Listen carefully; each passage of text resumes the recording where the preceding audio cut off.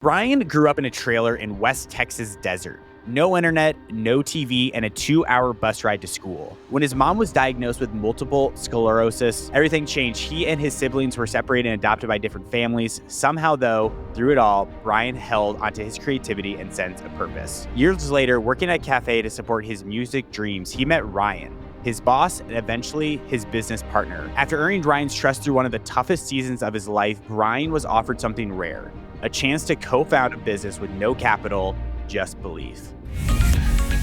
This is your host, Ryan Atkinson, and you're listening to the Upfit Podcast, where we uncover the secrets of building and running successful businesses. Today, that business is Bird Biscuits, one of Austin's most beloved restaurants. In this episode, Brian's going to share how he built a cult favorite with intention, experimentation, a whole lot of heart. Brian, thank you so much for being here. So excited to have you on. Happy to be here, man. Happy to be here. Thanks for having me. It's great to chat to you again because you're already on the YouTube channel. So I'm super excited that we could get you over to the podcast. We're going to talk about a lot today, but let's start at your very early beginnings because you were in West Texas. I mean, you're not in Austin, Texas. You're not in Dallas. You're not in Houston. You're in West Texas, the middle of nowhere. I mean, what was life like growing up in kind of like the desert, essentially? Yeah, man, it was cool. So my dad and my uncle had this crazy idea to move out to the desert and start an airport. And so I lived out in the desert, but it was amazing because they farmed the land and put this irrigation system in. And so though I was in the desert, they grew grass on these runways and taught people how to fly planes. And so it was wild. It was very unusual. I'll use that as a word. I had an unusual childhood. I mean, talk to us about like your mom's illness and being like adopted. I mean, that is such like a hard thing to like internalize at a young age. I mean, how's that like those experiences like influence like who you became today? And like talk to us about what happened. Yeah. Yeah, for sure. So, there are 5 of us. I have 3 younger brothers and an older sister. And it kind of started with a trip. I remember pretty vividly, like we went to the San Antonio Zoo as a family, which for us was like a big trip because, we didn't have much money. I just remember distinctly that on that trip, my mom, she just wasn't able to make it far. Like her legs were just super tired. And then what really culminated with us knowing that there was something wrong is we got to a car accident. Like my mom and I were driving it somewhere in Odessa and we were approaching this red light and she just kind of looks over at me and she's just like, I can't stop. You know what I mean? And we just plowed like headlong into the back of this car at a red light and she wasn't able to control her legs. You know what I mean? And so we rear-ended this car. And that was the moment where we were all like, okay, look, like something's really wrong here. And we found out she was diagnosed with MS. And long story short, 'cause it's a long story, but my mom and my dad wound up getting separated. A nuance there is I learned later on in my life that the reason they separated was because if they were together, the cost of putting my mom in a nursing home was going to be carried by like our family. Whereas if they weren't married, basically the state would pay for it. Oh, wow. Yeah, I learned that later on in life. And I think there's still kind of more to that story because there's another woman involved in my dad's life. It gets messy, you know what I mean? But I've released a lot of that to let it be what it is. So my mom went to a nursing home and the kids wound up staying out at our trailer for long amounts of time by ourselves. My dad would go off and build houses. CPS got wind of that. They didn't like it. So they kind of tried to, separate us. And then luckily we had some really great families that kind of stepped in and each one of us kind of went to stay at a different family's house for a season. And I had a couple families that helped me out. Talk to us about like being, you're going into like a new family, an adoptive family. I'm sure many of our listeners can like relate to this as well. I mean, what values did your adopted family like instill into you that like help you still guide to who you are today? And listeners, we are going to dive into Bird here. Such a good restaurant, but I really want to talk about Brian's story because it is such a good story here. But like, yeah, what are the values like your adoptive family instilled in you? I don't know. I'm sure if anyone's been in this situation that day, I was older. So I was like 10 or 11. So like I had a very distinct understanding that the families who were taking me in did not owe me anything. Like they didn't have to take me in. They were doing it out of the kindness of their heart. And so one of the things that I learned a massive lot about was just being grateful and being generous because they were generous with their money. They were generous with their allowing me to come into their family. And that really kind of made me want to be the kind of person that would do that for somebody else. I love it. And now you're like one of those generous people like I have met. So, so good. Let's kind of fast forward here slightly before Bird opens because you're focused on music. I mean, like music, like it's probably still is your heart. It was your heart. What drew you working into a cafe during that time and kind of like connect that bridge for listeners as well? Like music, cafe, talk to us about that. Oh yeah, for sure. So anybody's been a touring musician, you kind of need a job where it's flexible, where you can pop in for a couple of weeks and then they're okay with you being gone for maybe 3, 4, or 5 weeks at a time. And there aren't very many jobs like that. It just so happens that the service industry is one of them. And Thunderbird Coffee, I thought it was called Thunderbird Cafe later on, was within walking distance of the place where I was living. And so it was one of the first places I applied to. So you're at Thunderbird Cafe, and that's where you met Ryan. Can you tell us about what your relationship was like? Because Ryan, you'd go on to co-found Bird with, which we're about to get to in a moment here. But talk to us about like what that relationship was like even before Bird. Yeah, so I mean, I'll try not to share too much because I don't want to tell too much of Ryan's story, but I don't think he'd mind. So I didn't know Ryan super well at the beginning of working at Thunderbird, but where we got to know each other very well was his partner was diagnosed with a form of cancer that was terminal, and he had to go away to really help her through that. And where our relationship got close is he basically had to put his business. At this point, I was like running the cafe, and he had to put his business in my hands and trust that I was going to take care of his business while he was gone. And that's where Ryan and I got really, really close through that process. Well, he's obviously puts a lot of trust in you, and obviously he sees you enough to be like that business partner. Like, actually, let's like start something new, like ourselves here. I mean, how did the idea of like Bird come up? Talk to us about that founding story. I know listeners, they're probably hungry. I'm going to say they're hungry to hear how this happened here. We decided we wanted to start something that the intention behind it was, one, we could grow with the people that were awesome that we worked with at Bird. And then two, there was a flaw in the concept of a cafe because people just came there for too many different reasons. So we wanted to start a business where the product itself was the reason why people were coming to the place. Because if we're at a cafe, people go for dates, people go for work, they go for, meetings, but we wanted Bird to be like, I'm going there to get a biscuit sandwich. So we traveled, man. We traveled across the US to many different cities, seeing what was resonating in different places and just distilled it down and tried to keep it simple. There's more to it than that, but really like that's the process where we came to Bird Biscuit. It was simple. It was something that wasn't saturated in Austin. There was no place else doing that. And so for us, it seemed like it was a good recipe for success. This is going to be the story of Bird here, but I want to get actual for our listeners here. Something that caught my ear was saturation. You chose something that wasn't saturated. I feel like with a lot of restaurants and a lot of towns, everyone always does a restaurant. It's always like a sports bar, like American food there. I mean, you guys chose something that wasn't saturated. Talk to us about the importance of like identifying and like, how did you identify there wasn't really saturation with biscuits in Austin, Texas, which is a huge market, of course. Yeah, sure. So it gets there, but it also starts with, we noticed that there was something that was resonating with the idea of breakfast. We went to a place and we had a biscuit sandwich and we really loved the experience of it ourselves, and other people were enjoying that. That was out in LA. So when we came back to Austin, we knew that there was something there that people liked, that resonated. And then when we looked around, it's all tacos. You know what I mean? Like there wasn't a place that was specifically focused on doing breakfast biscuit sandwiches. And so that's why we honed in on the biscuit. And that's why we don't make any other kind of bread, because we decided we were going to live or die by focus and simplicity. We had someone on the podcast recently, and he was in a class in Madison, Wisconsin, and it was like a business class. And the guy was like, all right, if all you had to open up a business in Madison, Wisconsin right now, what would you do? And everyone, of course, was like cheese curds, like cheeseburgers. And he's like, that's wrong, because there's thousands of other ones in Wisconsin. You need to do like a Venezuelan type of cuisine or something that is like just so much more different. For Bird in particular, I mean, building that, you guys are like, okay, let's do biscuits. I mean, what did you guys then do? Come back to Austin, plan a place and just grow it? Or like, what did you guys do once you decide on biscuits? Yeah. So we actually were very fortunate because when we came back, we had connections. Like Ryan knew people, and he knew this one gentleman who was a really great chef who, when he heard what we wanted to do, he basically was like, look, like I can help you guys with your base recipe for a biscuit. He's like, I got a great one. And so we were like, thank you so much. And he helped us get our base recipe for our biscuit, which once we had that and we experienced it and saw how good it could be, we knew that all we needed to do was keep making it better and then learn how to scale it. So we're very fortunate to have a great start. What I think is also interesting about this story is like, you didn't really have to put any capital in, but like Ryan made you a partner in this, which is just like amazing. What do you think was that trust that like Ryan was like so confident in you for the co-founder? Was your past experience with them, or like what made him so confident to invest like in you essentially? It was a couple things. One, I worked with him for 10 years at Thunderbird Cafe, which he saw that I was willing to commit and dedicate myself. But then the other thing that I think was really important is halfway through my managing his restaurants, one of the cafes was suffering from a really poor culture. And he basically asked me to go over there and try to be a part of correcting that, and placed me there. And I had to be a part of trying to correct a culture. And it was very difficult and very hard. And I think also watching that process take place, I think allowed him and helped him put his trust in me that I was the kind of person that could help create something like that and also deal with different kinds of personalities. And when you're on the ground building the business, you have to be able to deal with so many different kinds of people and so many different personalities. Talk to us. I mean, how do you change a culture that you're walking into without, establishing it? Man, how did you change it? Like, what did you do?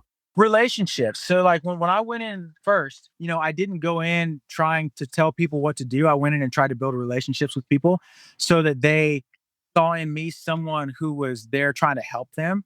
And then I worked hard to help them build their like respect in me by how I served them. And then once it got to the point to where they genuinely saw that I was there to do what was best for the business, which was what was ultimately best for them if it was what was best for the business, I think the people who wanted to be a part of that chose to be a part of that. And then the people who didn't want to be a part of that ultimately wound up leaving. And we had to let a few people go, but people, once it started to change, they didn't opt it out. Most people spend months, sometimes years, just thinking about starting a business. But what if you could do it in just 10 days? That's exactly what the 10-day business launch plan is designed for. It's a step-by-step roadmap that takes you from idea to real operational business in just 10 days. Click the link in the description below and get ready with your business. Want to go back to like that launch of Bird Biscuit, because you guys were doing pop-ups to like really start this out. I mean, what was that feedback like? And when were you like, holy smokes, like we got something here that could work? Talk to us about those first pop-ups. Yeah, they were very cool. It was very well received. Our product was like nowhere near, what it is now, but people still resonated with it. And so we had a couple pop-ups, sold out of each of the ones that we had. And then we did realize that there was something that people were resonating with. It was new, it was fresh, like nobody was doing it. And even though we weren't doing it great at that point in time, nobody else was doing it. So nobody knew. And so I think that was really it. And then we've just spent time just trying to make it a little bit better every day.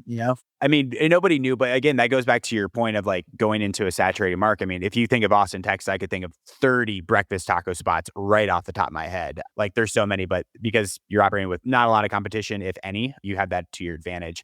I also want to talk about this because a lot of your success early on was word of mouth. Why was word of mouth so successful for you? Was it such a good product? Did you guys employ any tactics? Like why did word of mouth work so well for you to begin? Well, first off, I mean, you're way more likely to go somewhere that somebody that you trust recommends to you, whether rather than something that you see, that you feel like somebody's trying to push down your throat. And so one of our values is we try to blow people's minds. And I think that treating people well when they come to your establishment and giving them a great product and giving them something to tell people about, it's super powerful because they're your biggest advocates. Like if you can create fans out of your guests, like what more can you ask for? And then they go out and they advocate for you because they want to share the experience they had with their friends. Beautiful.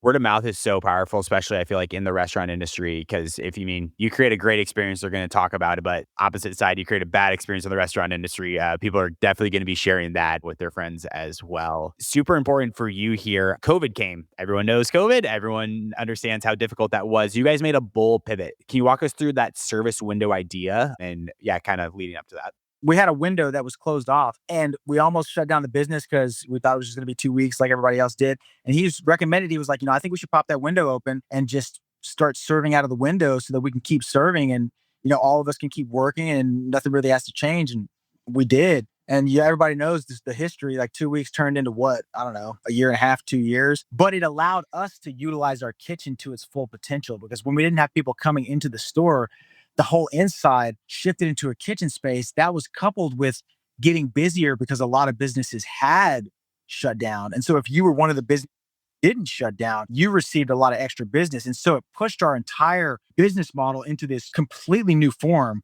that allowed us to maximize our revenue. I mean, talk about the blessing of that. I mean, it seems like a curse at first, but I mean, that ends up being probably one of the biggest blessings of Bird is that shift. Yeah, for sure, man. You got to be careful calling COVID a blessing. Some people like they'll zing you for that in the comment section. You know what I mean? but for us, though, it really was something that allowed our business to thrive. So continue off of COVID. Obviously, you guys make that big shift. Revenue's going up, growth's going up. You guys are continuing to grow here because you're now leading a team of 55. And I alluded to in the past, I want to talk about culture because you have built a phenomenal culture. How do you keep culture tight as like the business continues to scale? Can you give us some like actual tips? Because culture is such a big part of any company, but 55 people is not a small company by any means. How do you like employ culture at Bird? Well, I think first it starts with you got to live it yourself. You know what I mean? Because if you speak a word that shows false by your actions, no one's going to trust you. And so it starts with the person who says that they believe in this stuff, showing that they value it. And so how do we as leaders treat the people around us? That's how it starts, because then if you treat the people around you the way that you say that you uphold and live your life, well, then you attract to yourself leaders that want to embody those values. And once you can bring leaders who want to embody those same values, you can take those leaders and you can put them in strategic positions to help generate and grow the same kind of thing. But if you don't have leaders in place that buy in, that want to live that out, it'll never work because you can't be three, four, five, six places at once. And look, you got to tend to the garden because sometimes you have to prune, you know what I mean? Sometimes you have to weed and remove things from the garden that aren't good for it. And you have to tend to it. And so Bird has been this really beautiful plant that it's not been perfect, but we've done the work to keep it a healthy garden. Brian, I spent a lot of time with you now doing the YouTube, and that might be one of my favorite quotes you've said is you have to attend to your garden, and just the meaning of that I think is like so beautiful. Because to your point, I mean, you can get weeds in there, you can get bad growth in there, but ultimately, like you do have to prune it if you actually want to take care of it and be able to grow. Absolutely. And like speaking of culture here, I mean, talk to us about like setting core values. I mean, do you guys have core values? What are the core values? How did you establish those core values? I'd love to talk to you about the values because we do. And we really, the thing that I love about values is when they're solid and when everybody buys into them, they actually supersede any individual. So I am subservient to the values of Bird Biscuit, business owner. You know what I mean? And when the values are good and you can put yourself and everyone else in living those values, it gives a sense of accountability that everybody knows anyone can be held accountable to. And people can trust that. If they feel like the system is rigged, people don't trust that. But when they feel like the system is honorable, people can trust that. And so the values of Bird, we have four of them. The first one is people, not objects. The second one is consistent quality above all. The third one is this is fun for us. And the fourth one is to blow people's minds. And the first three work together to generate the last one, which the last one's kind of the culmination of when we do our first three right. Yeah, yeah. No, I would love to hear like how did you guys like choose those values in particular? Because culture setting and like setting your values as a company. I mean, we've done it here with my own company as well. It's so important to do. How did you guys like just land on like those four sayings right there then? We wanted them to be things that had action to them. Because sometimes people think about values and the values are like integrity, honesty. But we wanted values that actually like had movement in them. So it's like consistent quality above all. You have to think about, okay, it's not just about the quality, it's about how you maintain that quality and consistency over time. So there's movement to it. People, not objects. It's like, no, it's not just like we value people. It's like we value people, but we also put in the work to make sure we don't view people as objects. Right? This is fun for us. There's movement to it. It's like we're not going to do anything that doesn't add to the experience of our enjoyment of life. And then blowing people's minds, that's also one that there's just there's action to it. It's like you have to think about and you have to put effort into understanding how to read a scenario to bring out the best in someone else's experience. And so all four of them, they can't be passive. And I think that that's really important when you have values, that the values can't easily be passive, because if they can, people can talk about them. They're easier to talk about and not employ. I'm actually laughing at this because one of our values is just integrity. Like just this thing about like all of our values that we have here, like they are all just like one word, but I love the action or the examples you give, like putting it in motion and whatnot. So I feel like taking that extra step, I think listeners, like that's an action point for you when you are setting company cultures, like be able to take that a step further with like movement to it. Brian, something that I always like admire about you as well is just like how much you put thoughtful, like action into leadership. Humongous question here, but if you had like one piece of actual advice for someone that's an aspiring leader, like what would it be to become their best selves? It all starts there. That's not hypothetical. That is the most practical thing that any person can do if they want to be a good leader, is sit down, really look at themselves and tend to their garden, because it's very easy to overlook your own opportunities for growth. We'll call them. I used to call them faults. I try to transmute it and make it positive, but it's really easy to do that. And when you do that and you couple that with like finding flaws around you and other people, it stunts your growth. It makes people not really trust you. It gives you a false sense of like who you are, and you got to be able to stand true in your own integrity. And so, yeah, that's it. Like, yeah, tend to your garden. I like it. Another phrase that you have is also, we're all just walking each other home, which I also like that. Expand on that. Like, what exactly does that mean? And like, what is that philosophy there for your leadership style? Love it. That's a Ram Dass quote. It's my favorite. I put it on everything, as you know. It's the idea that we come into this earth, we live our journey, and ultimately at the end of it, we all have the same outcome. Nobody's staying here for forever. So while you're on this journey, we have to realize that because we all start in the same place and we all end in the same place, this is all one collective ride on the bus. just look at how divided the world is. Just look at it anywhere you look. It's all divided. It's not divided though. We're all in this together. And that quote encompasses a mindset of really not just recognizing that, but being like, okay, well, what does it mean then to live life in such a way to where we see each other as walking each other on our journey to the destination that will ultimately be the same for all of us. And I call it home because I think that when we leave here, there's a beautiful thing that happens after that. Like that's my feeling, you know? I love it. Well, talking about journeys and walking us home, we are coming to the end of this episode here. But before we do that, let's jump to our Fan Blitz questions. And these are questions submitted from our community. So listeners, if you want to join in on world-class entrepreneurs like Brian, get action, get advice from them, check out www.youtube.com/uplift and submit your question there. But Brian, ready for our last 5 questions? I think I'm ready. Let's go. Number 1, what's your go-to biscuit order when no one's watching? So I do a biscuit and jam, but I only eat the top half of the biscuit with the entire thing of jam. Oh, wow. That's I like that. If you could run Bird in any other city for a month, where would you go and why? I think if I could run Bird in any other city for a month, I would probably go to New York City because I just think that the energy of all the people like moving around, what could be done in that kind of a potency just would be awesome. Yeah, that's great. What's a small habit that's had a massive impact on your life or business? Meditation. I think just having a routine of a consistent time to be still. What's one piece of advice from Ryan, not me, Ryan, obviously, from Ryan that's stuck with you?